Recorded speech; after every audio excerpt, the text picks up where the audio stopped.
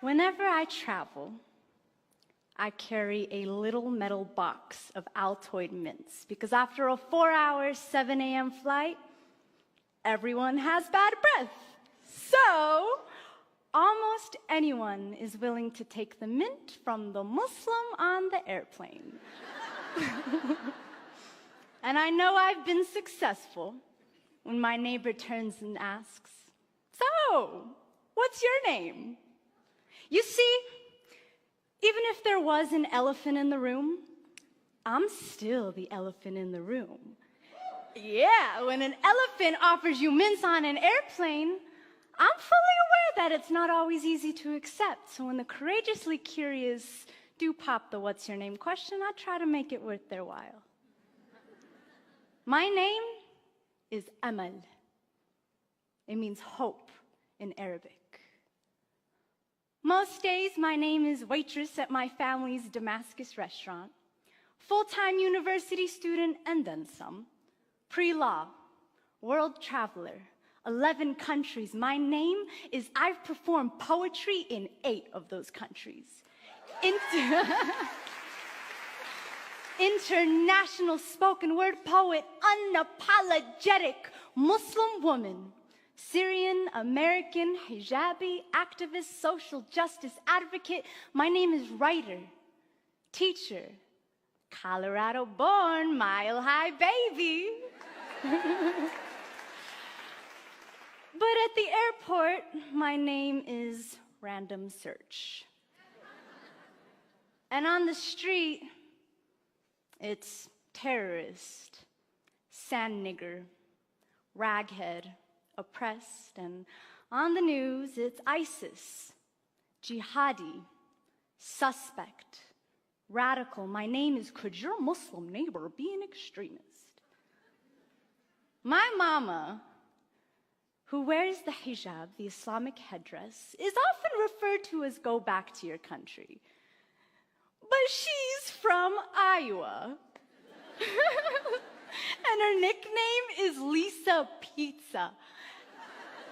And it does not take more than a couple questions to figure out that her country is the Council Bluffs cornfields.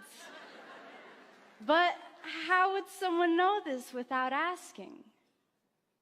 They say the shortest distance between two people is a story.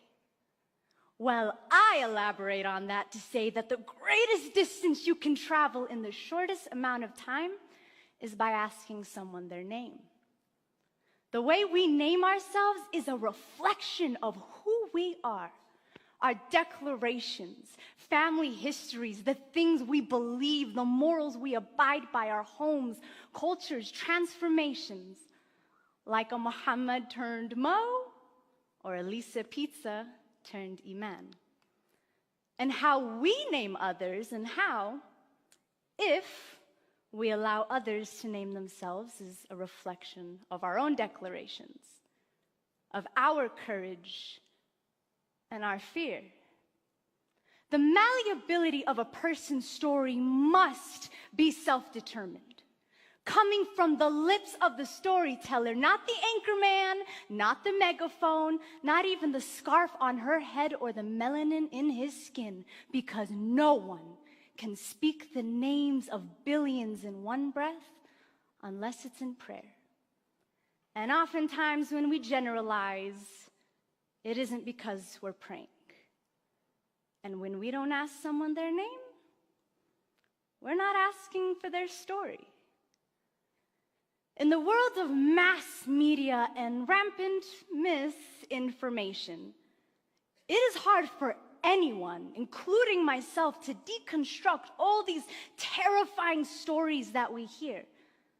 And sometimes, instead of isolating them, individualizing them, we tend to paint a group of people with a broad brush, until suddenly, everyone with a hijab on is a raghead that needs liberating. Or everyone with white skin is a racist cracker. Or everyone with black skin is a fatherless nigger.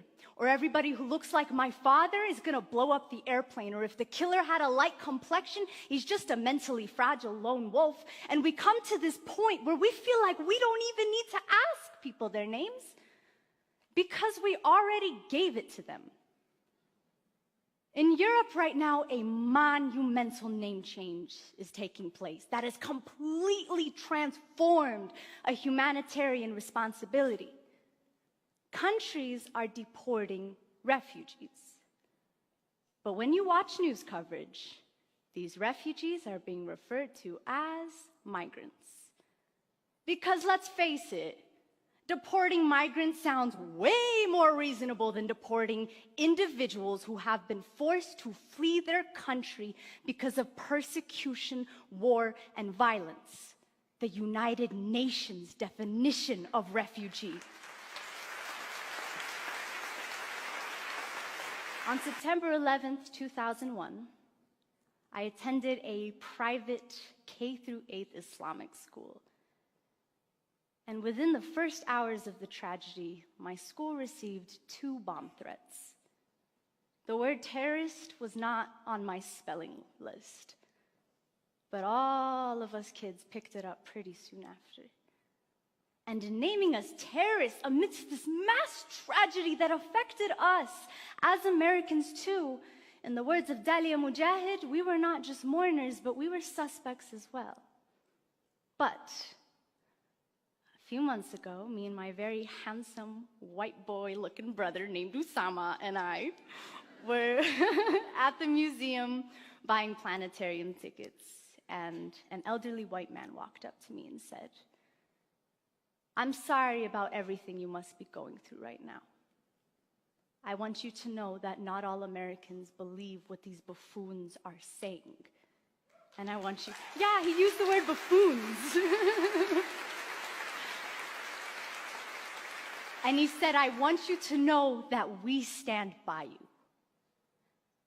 Now, had I not been wearing a little piece of my identity on my head, he wouldn't have known to tell me this. And even though he didn't ask me what my name was, he instead told me his.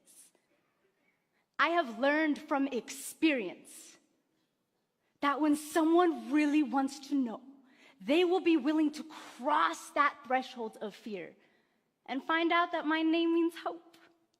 And then they'll have the courage to ask the much more important questions that probably only I can answer. Like, what's that thing on your head? Were you forced to wear it? Are all Muslims really violent people? Does the Quran really say to kill all of us? Can you please tell me what's up with ISIS? And these questions, though seemingly uncomfortable, are how I know that I have been humanized, and are how the courageously curious know that really, I'm only as scary as the silence fear festers in. Upon meeting someone new, we ask their names. We do not assign it to them. And with that name, we are given ancestry, bloodlines and dialects, books and poems, perspectives, wars, struggles, and survival stories. What's your name is such a short distance to cross. But when you ask me, ooh, buddy, I'm gonna take you from Kuala Lumpur to Barcelona to Beirut. We're gonna go to Damascus, to Sydney, to Trinidad and Tobago. I will show you Mecca. My closet with 70+ international scarves, the graves of my 31 family members who've been killed in Syria, the coffee shop that I hang out at and do my homework. But we must have the courage to claim our curiosity, to go beyond anything we ever knew, anything we ever feared. But it takes two. The elephant who offers the mint, and the one who takes it.